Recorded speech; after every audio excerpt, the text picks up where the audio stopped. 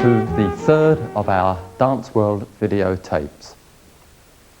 In this tape, we're going to first of all give you some intermediate variations in waltz, tango, foxtrot and quickstep, and then in the second half of the tape we're going to bring you a dancer's workshop, and on this occasion we're going to discuss in some detail hold and posture, both in the swing dances and in tango, and also we're going to look closely at foot and leg action in the swing dances and foot and leg action also in tango. Now let's get straight underway with our intermediate variations.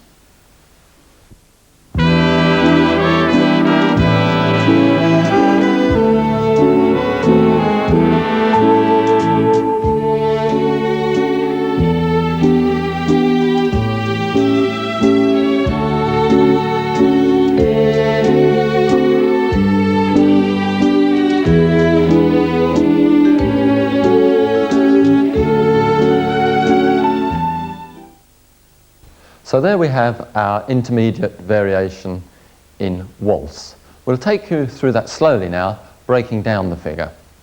We started by dancing a natural pivot turn for 1, 2, 3, 1. And we continued with pivot and spin for 2, 3. Moving on into a running spin turn for 1, 2, 3. Lowering, I dance back into my left foot for 1. Now, commencing to turn to my left, I dance back onto the right foot and dance a side cross for 2, 3, and. I now change the sway and dance a small ronde for 1. Take the weight onto the left foot, rising for 2, and then pivot for the count of 3. We now move on into an open telemark for 1, 2, 3, and lowering on into our curve feather for 1, 2, 3, and complete the action with an open impetus for 1, 2, 3, 1. So we'll take you through the figure once again, breaking down one more time. So here we go with our natural pivot turn for 1, 2, 3, 1. Pivot and spin for 2, 3. And our running spin turn for 1, 2, 3. Lowering, we move on into the left foot on the count of 1. And here comes our side cross for 2, 3, and. Notice quite a strong sway to the right at this point. I lose the sway, lower and dance a small ronde. Vicky will dance a little swivel for the count of 1. Notice that I've turned my centre even more strongly towards my partner. I take the weight into the left foot on the count of 2 and pivot for 3. We conclude by dancing open telemark and our curve feather for 1, 2, 3, and open impetus as before. Now I would like you to have a better view of Vicky's swivel as I ronde, so we'll let you see it from another angle. We'll pick up our figure from the end of the running spin turn and we dance 1, 2, 3, and as I ronde, here comes the swivel for 1, rising for 2 and pivot for 3. Now we'll take the figure through to music for you.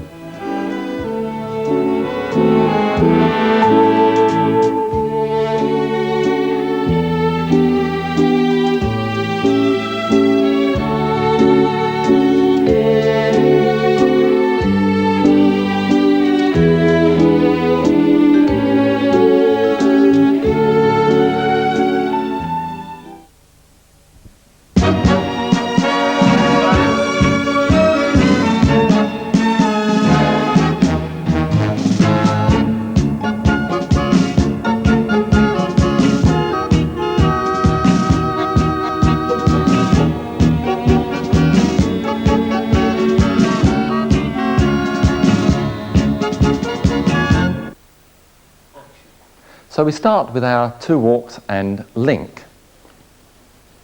We dance slow, slow, quick, quick. We dance the first 3 steps of a back open promenade for slow, quick, quick. I now dance my right foot back and dance a side close, so I dance backside close, whilst Vicky dances forward side cross for quick, quick, and.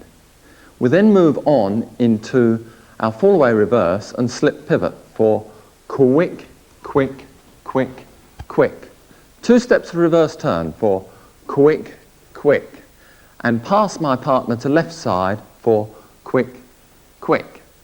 I now dance a cross swivel, also for quick, quick, and dance on into a chase for quick, quick, quick, and move on into a chassé for quick, quick, and whisk for slow. I now close right foot to left foot, turning square to partner, and then tap left foot to the side in promenade for and slow. Well, we'll take you through that figure just one more time, starting as before with our 2 walks and a link for walk, walk, quick, quick. First 3 of a back open promenade for slow, quick, quick. Backside close for me, forward side cross for Vicky. Quick, quick, and. Fall away reverse and slip pivot for quick, quick, quick, quick. 2 steps of reverse turn for quick, quick, and pass to left side for quick, quick. Cross swivel also quick, quick, and on into our chase for quick, quick, quick, and the chassé for quick, quick, and whisk for slow. Close and tap to the side in promenade for and slow. Now the success of this figure will depend on the characterization, and that will depend on foot and leg action and also hold and posture, both of which we deal with thoroughly in our dancers workshop.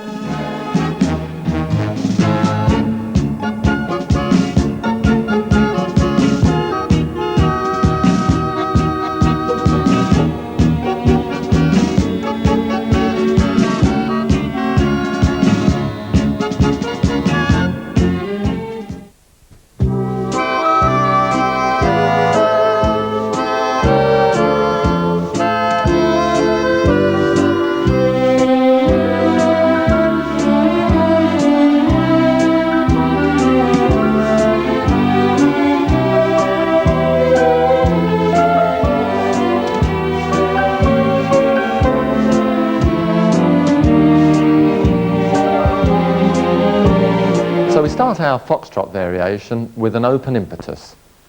We dance slow, quick, quick. From this position, we dance a type of curving 3-step taken from promenade position. The timing is slow, quick, and quick. Lowering, we move on into a feather finish for slow, quick, quick. And now I dance the first 2 steps of a double reverse spin, followed by a small ronde with the left leg. Vicky dances a normal double reverse spin for slow, quick, and quick. I now move on into the left foot, heel lead for slow, and now pick up a curving feather, and the timing this time is and quick, quick. I now lead Vicky to an outside swivel on the count of slow, and take the weight back into my right foot and then dance a pivot for quick, quick. Moving on to another feather finish, slow, quick, quick, and conclude with the open telemark, slow, quick, quick, slow. So we'll take you through the figure once again to familiarise you with the individual steps. The open impetus, slow, quick, quick. Lowering, we dance on into our curving 3-step, and here, very important that I do not turn my centre away from my partner. It's a very slow turn, feeling of left side leading throughout. Vicky also a very slow turn. Slow, quick and quick. Feather finish, as with every feather finish, making sure I don't turn away from my partner. Slow, quick, quick. Lowering on into my double reverse action with a little ronde, a normal double reverse spin for Vicky, for slow, quick and quick. Heel lead as I move on for slow, and now the slightly unusual timing, and quick, quick for the curved feather, and quick, quick. Lowering, I lead Vicky to the outside swivel, making sure, however, that I don't drop the weight backwards, so that Vicky can feel balanced at this point. I now take the weight forward into my right foot, rise and lead Vicky to pivot for quick, quick, and continue with feather finish and our open telemark. So now it's time to dance that for you once again to music.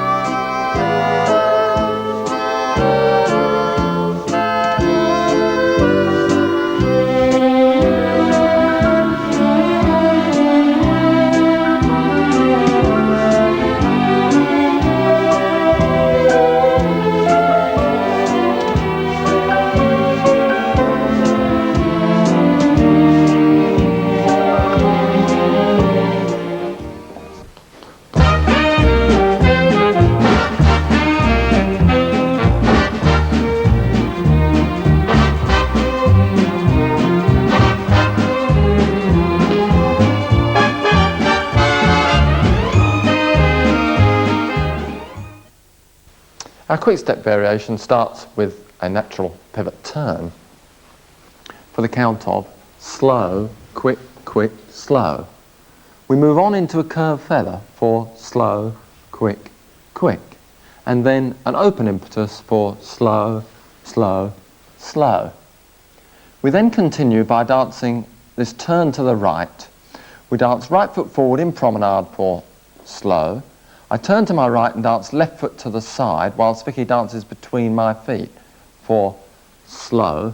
I continue turning to the right so that my right foot then passes between Vicky's feet as she steps to the side for quick, and continue body turn as I dance left foot to the side in promenade position also for quick. Lowering, we dance on into an open natural turn for slow, quick, quick, an open finish to promenade position, slow, quick, quick. I then dance through in promenade on the count of slow, rising out of right foot, dance left foot to the side for and, to complete the action, right foot forward, outside partner for slow. So from very simple, basic figures, we have a variation which looks quite advanced and takes us nicely round the end of the room. We'll break it down for you once again. Start, natural pivot turn. Slow, quick, quick, slow. Move on into curved feather. Slow, quick, quick. Impetus for slow, slow, slow. Now the turn to the right. I'll take it step by step. Forward in promenade for slow. Turning to my right, left foot to the side. Vicky steps between my feet, also for slow. Continue turning. Right foot comes between Vicky's feet as she steps to the side for quick, and complete the action with quite a strong body turn to my right, leading Vicky to promenade position for quick. Lowering, we move on into our open natural for slow, quick, quick. And now the open finish to promenade position for slow, quick, quick.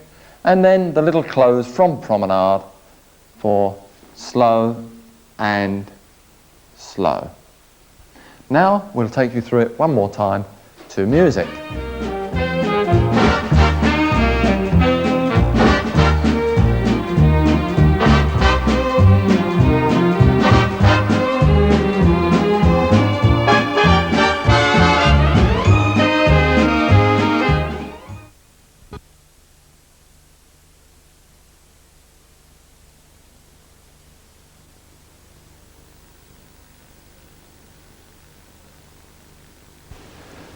So much then for our intermediate variations.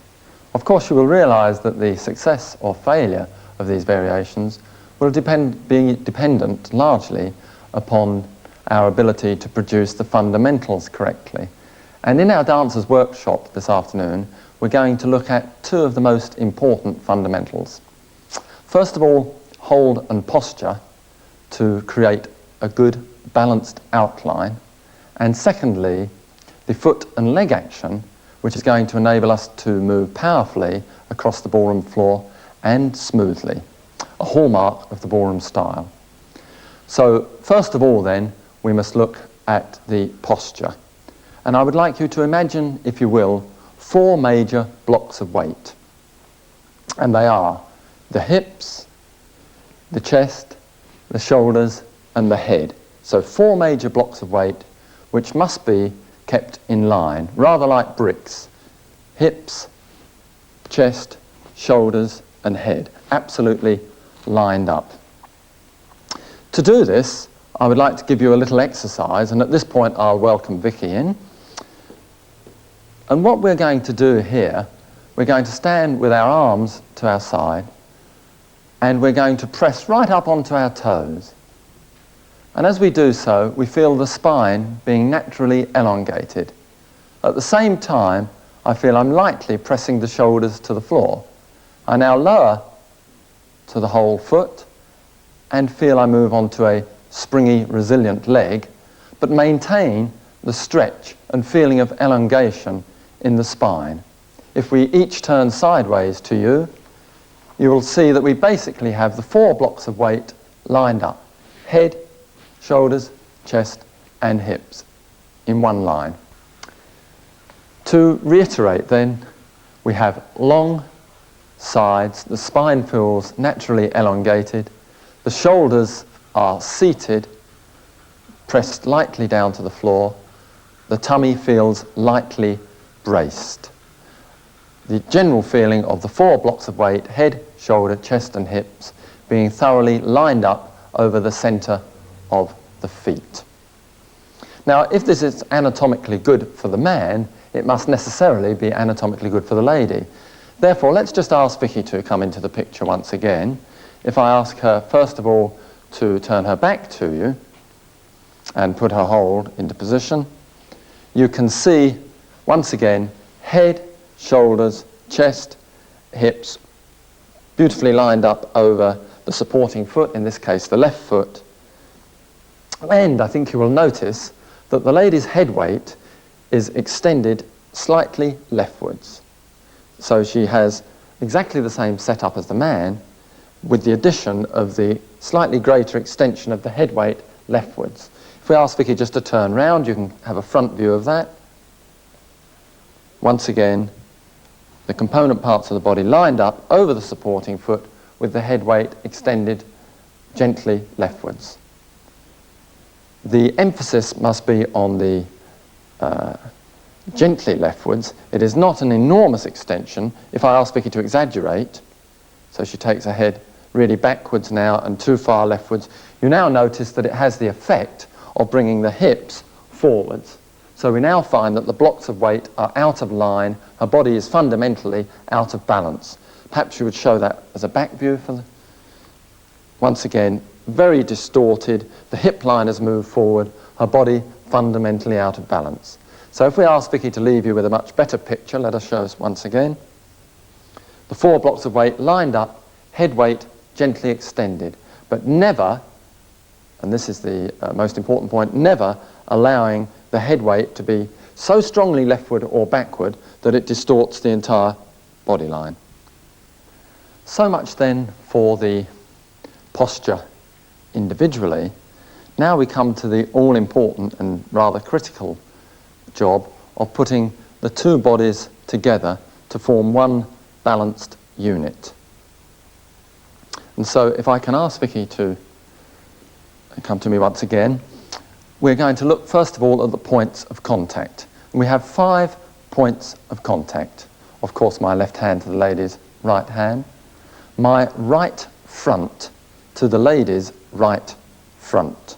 More of that in a moment. My right hand, of course, lightly placed on the lady's back. And, most importantly, the lady's upper arm on my lower arm. And finally, the lady's hand on my upper arm. So we have 5 points of contact. 1, 2, 3, the upper arms and the hand making 5 points. My priority here is that those 5 points of contact should be put into place lightly so that we do not disturb each other or pull each other out of the balanced posture that we discussed a moment ago. So it would be absolutely worthless, you will see, if I take my partner, we each stand very well, we come together, and I immediately take her so firmly that I've taken her weight out of her feet, taken her out of posture. Or indeed, if I tried to change my posture to make contact in a specific place. Once again, the bodies are out of balance. I've destroyed the posture that we discussed a few moments ago. So the priority, therefore, is to lightly place those 5 points of contact without disturbing each other's balance, so that each one of us can remain balanced over his or her own feet, and yet we make contact with each other. So just look at that once again. The hold lightly goes in, we make our points of contact. I'll just rotate so that you can look at that and see it from another angle, and all the way round to where we started. One of the most common errors when taking up the hold is to slightly rotate the centers of the bodies away from each other. Let me just show you what I mean. As I take my partner with my right hand, center turns leftwards, my partner's center turns to her left, we're now turning off each other. So one of the major thoughts in my mind as I take up my hold is to feel that my center is angled towards my partner's center. And we will see later how important that is in movement. So my center is angled to my partner's center. And I'll rotate once again so that you can see that throughout my center angled to my partner's. You'll notice, however, that there is a good separation of the headlines. At this point, we would like to show you a very interesting and rather unusual view of our hold together.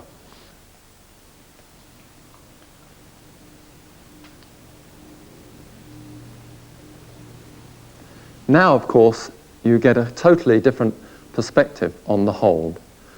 Let me show you how that hold looks if our centers turn off each other. Suddenly, the feeling of space between the two heads and between the two sets of shoulders has been lost. We turn the centers towards each other once again, and you see a much more open picture, a balanced looking outline with lots of space between the two sets of shoulders, both on my left side, lady's right side, and perhaps even more importantly, on lady's left side, my right side. So this is the feeling of space we require. The centers must not turn away, allowing the heads to become very close. Centers always toward each other, showing that expanded, balanced looking, rather circular looking hold. The other thing we have to guard against is the heads moving across each other this way, which blocks our movement entirely and distorts the picture. So if we move back into our original position, you can see how the heads are almost in a diagonal relationship on that circle, which helps us to produce a balanced and aesthetically pleasing picture. Okay, now let's compare and contrast our tango hold and posture. Well, if it is anatomically correct to have head, shoulders, chest and hips lined up over the supporting foot in the swing dances, it must therefore necessarily be good in tango. In fact, the only real difference here in tango is that we settle onto a lower leg. But you can see that the head, shoulder and hip are thoroughly lined up over the right foot, the supporting foot. So we can say, therefore, that there is a line running down through the head, shoulder and hip to the center of the supporting foot, in this case, my right foot. But notice that there is no crouch in the body. So because I'm lowering through the leg, I do not crouch the body. The body still feels naturally elongated. So just look at that once again, side on. I settle onto my supporting leg, in this case the right leg, but notice the line from head, shoulder, hip, through to the center of that supporting foot and leg. If we ask Vicky now perhaps to show us exactly the same thing, and here she goes, she settles into her supporting leg, in this case her left leg, but you can see once more that the head, shoulder, chest, hip lined up thoroughly over that standing leg. And I believe this is an absolutely critical factor in tango, and we will show how that is so important in movement a little later when we look at leg and foot action. Thank you, Vicky. The hold is, of course, somewhat different in tango. It is more compact and slightly lower. Let's put our tango hold in for you so that you can look at it. So the posture, naturally elongated, blocks of weight lined up. The hold goes in lower than it would be in the swing dances. You notice that my right arm is further round my partner, my left arm much more compact, and if I rotate, you can see that Vicky's hand is of course following the bottom line of my right arm. I'll just rotate a little further so that you get a general view of that. Show it once more. And there we have our tango hold and posture. Just one final note to say that if the hold is super light and sensitive in the swing dances, it is even more so in tango. The hands and arms, super light, allowing each one of us to settle our weight over his or her own foot. No feeling of pull or tension. Now let's look at the tango hold and posture from that interesting overhead camera.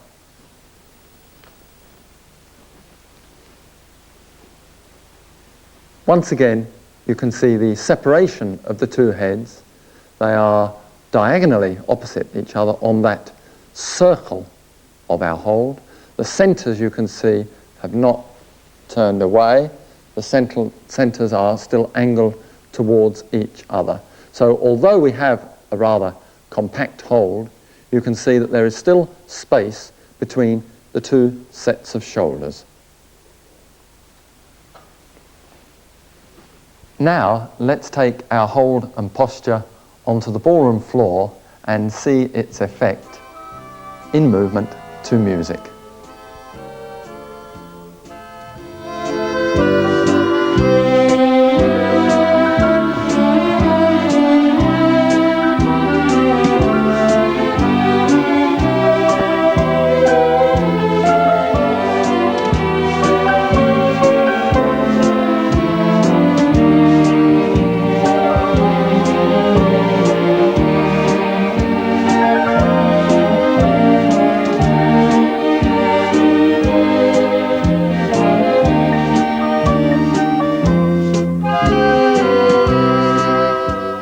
So now let's look a little more closely at some of the points we have already discussed relating to hold and posture.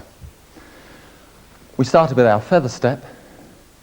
Notice, first of all, the line-up of head, shoulders, chest and hips as we commence. Then as I swing on into the feather step, the bodies rotate, but centers rotate to face each other so that at this point a good separation of heads. the arms lightly breathing to each other. We continue now into our reverse turn, making sure that I don't turn too early and therefore turn the centre away. Technically, of course, a quarter and an eighth. We adhere to that as we swing through to 2 and then on to the third step. Okay, we continue with feather finish, once again making sure that the centres have not turned away. Let's show that again, the all-important feather finish. Swinging on, I take my right side with me now, my head weight with me, so that the top remains open and the centres remain connected and balanced. On through our 3-step. Once again, heads well separated. And we move on into our natural weave, slow. Once again, make sure I don't turn my centre too early. That would turn us away. I continue in that line. On into our check reverse. And move on through our weave. And then we come to the fall away. Gently turning the centres, balanced together, heads on the outside of the circle and into our reverse waves. Slow turn, shoulders tracing each other, plenty of space between the heads.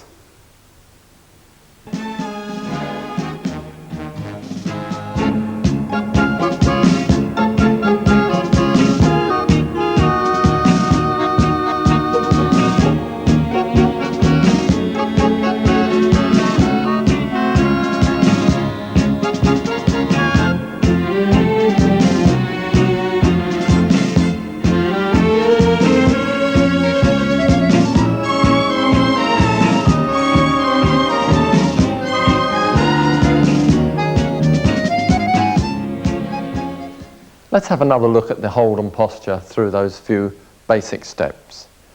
The major point to notice is the lack of disturbance, the vertical line being maintained. The arms being given very softly to each other to allow us each to remain in balance over our own standing feet. Notice here on the left side movement, centres still angled very much towards each other, no crossing over. 2, 3, 4, and slow. As we do our in-out action, only a rotation, no tilt of the spine.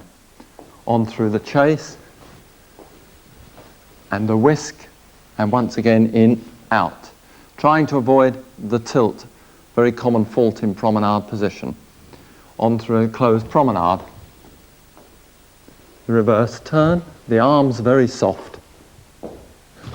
Back to promenade position, no tilt, arms being given to each other softly. Through our swivel action to complete the figure. We come now to the second section of our dancers workshop, and this concerns the foot and leg action. Vicky and I believe that the use of the feet and legs correctly is absolutely paramount for a good dancing performance.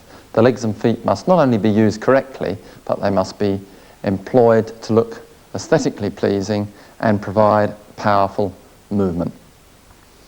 We can say that legs and feet are used primarily in 2 ways. First of all, to support us, and secondly, to produce thrust, to take us across the floor. So let's look at this thrusting action that's required to produce today's powerful movement. The supporting leg is the important one, of course, and we need to use the 4 major joints of the supporting leg and foot to produce this thrust. And it is most important that those joints are used in the correct order. So if we look at a feather step, for an example, I'm standing, of course, with the weight on my left foot. The first thing that happens is that the centre of gravity must start to move forward of the standing foot, the supporting foot, in this case my left one. So the first thing that I'm aware of is that the hip starts to move forward, a feeling of the hip filling out at this point. So the order of events is that the centre of gravity starts to move forward, the hip commences to fill out. As that happens, the knee begins to flex, the ankle then works, and finally the toe joint. So the order of events, therefore, is hip, knee, ankle, and foot or toe joint. So let's look at that action once again. Centre of gravity commences to move forward, feeling of the hip filling out, followed by the knee flex, the ankle, and finally the toe joint, which thrusts my body weight forward. Let's look at that one more time. We've got hip, knee, ankle, and toe producing the forward thrust. Notice also that this produces the slight rotation of the body. One more time. Now we must look at what is happening to the moving foot and leg. And the right foot here is lightly skimming the floor on the ball of the foot until it finally becomes a heel lead. It does not start as a heel lead. It skims across the floor and becomes a heel lead. And at this point, of course, becomes the new standing leg, from which the hip moves fully on and over the foot, the knee is straightening, the ankle starts to work, and the toe, and this pushes me onwards and upwards into the following two quicks. So that when we put those two actions together, the action of the standing leg, the left leg, followed by moving onwards and upwards from the new standing leg, the right leg, we produce swing, a free movement into the following two quicks. So here's the action. 1, 2, 3, 4.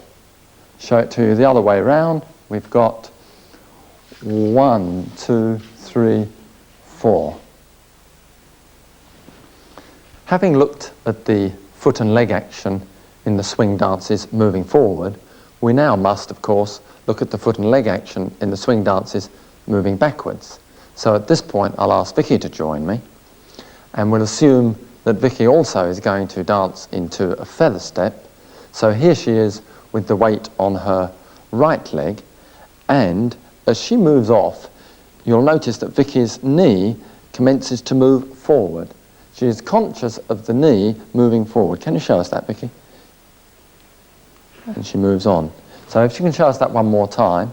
So as the body simultaneously starts to move backwards, she is very conscious of the knee flexing forward, and, or 1, 2. She does not make the common error of moving off of the standing leg, her right leg, very quickly without flexing the knee, which causes the drop.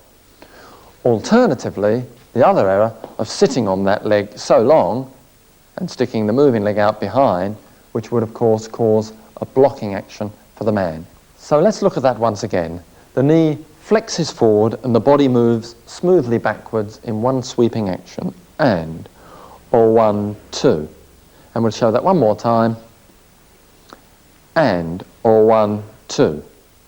And as we did with the forward action, we'll now look at the action of the moving leg. So in this case, you're looking at the left leg, and you notice that the leg will move backwards and go to the extreme toe before it moves onto the ball of the foot and then again back onto the whole foot. And 1, and move on, 2. And a little faster once again, please, so that it does and, or 1, 2. So we now find we have a smooth transition of weight from one foot to the next foot. And then the body swings onwards and upwards into the subsequent two quicks. So we'll now ask Vicky to put those 3 steps together. And 1, 2, 3, 4. And we'll ask her to do that one more time for us. And 1, 2, 3, 4.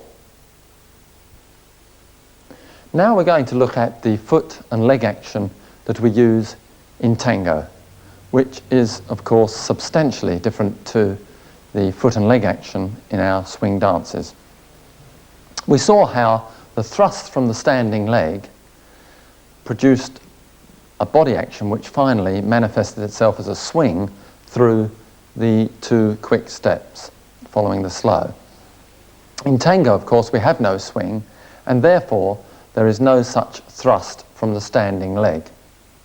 So let's look closely at the leg action. I settle to my tango position, body lined up over the standing leg, as we said earlier.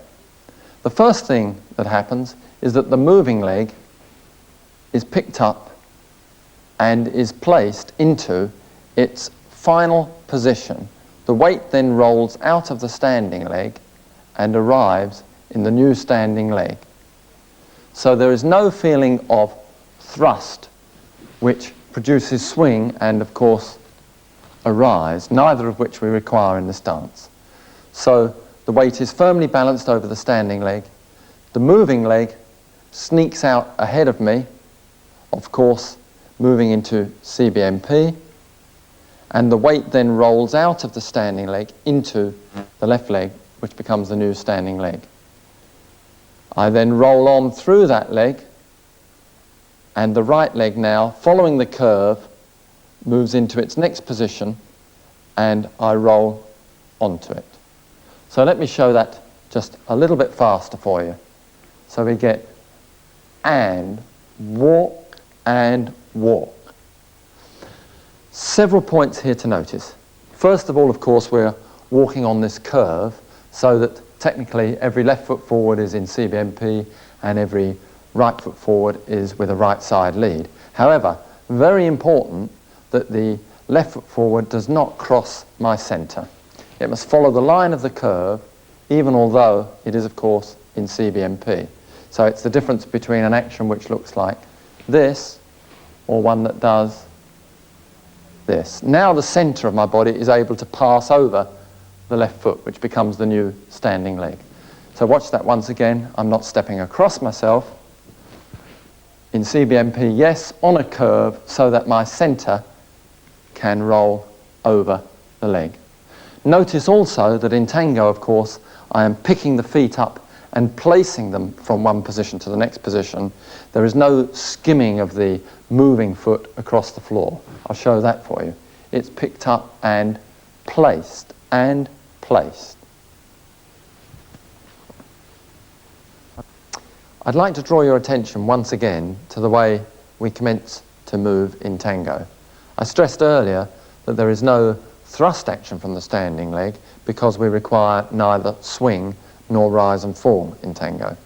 However, there is a sympathetic turning from the standing leg and also a rolling action before I finally move on to the new standing leg. So let's have a look at that. Here I am in tango position. The moving leg starts to sneak out in front of me. As it does so, there's a squeeze from the standing leg, a squeeze and walk and walk. The and count I find very useful when teaching, for it indicates that the weight change is later in this dance than in the swing dances. So we have and walk and walk. The feet being picked up and placed very accurately into position. Now let's briefly look at the backward action, backward walk action in tango.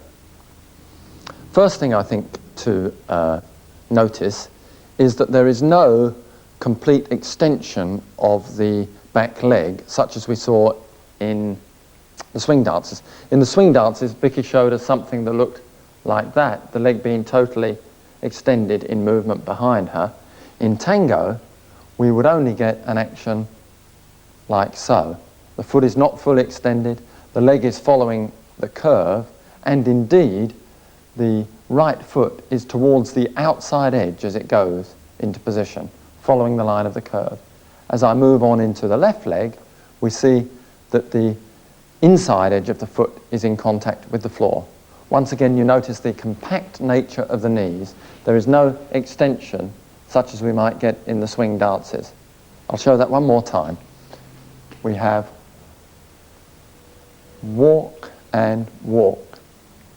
and maybe on into a link. So much then for the feet and leg action in tango.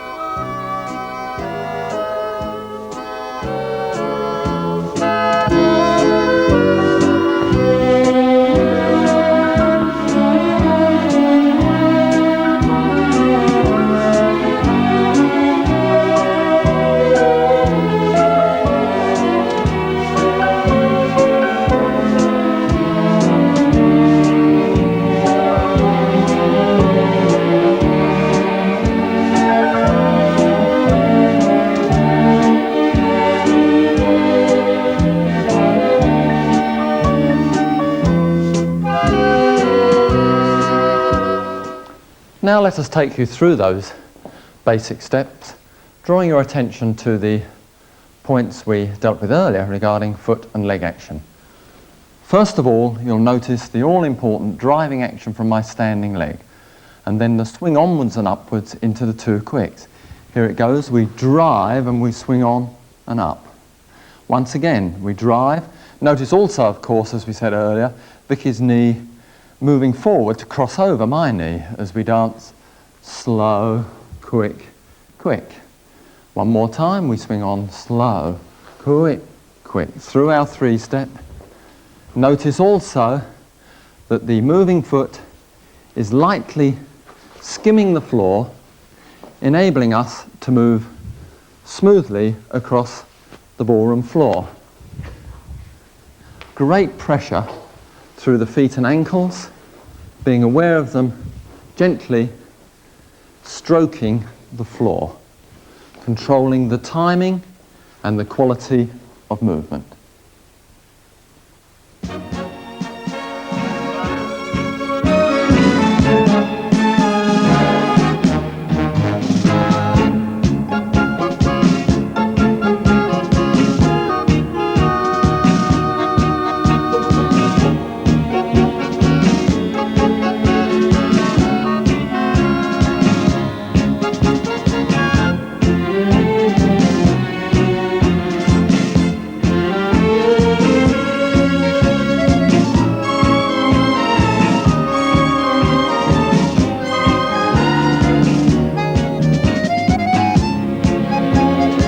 Now let's have a closer look at the foot and leg action, reiterating some of the points.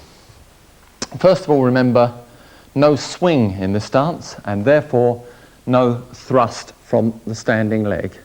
The moving foot is picked up and placed into its final position before weight rolls on. The feet do not skim the floor in this dance. Notice they're picked up and placed accurately from position to position. Through the promenade, the feet slightly angled towards each other, the feet peeling off the floor, and no thrusting from the standing leg. Vicky and I hope that you have enjoyed the tape and have found it both enjoyable and instructive. We're going to continue by doing a little practice to see if I can get it right, so we will leave you with some quick steps.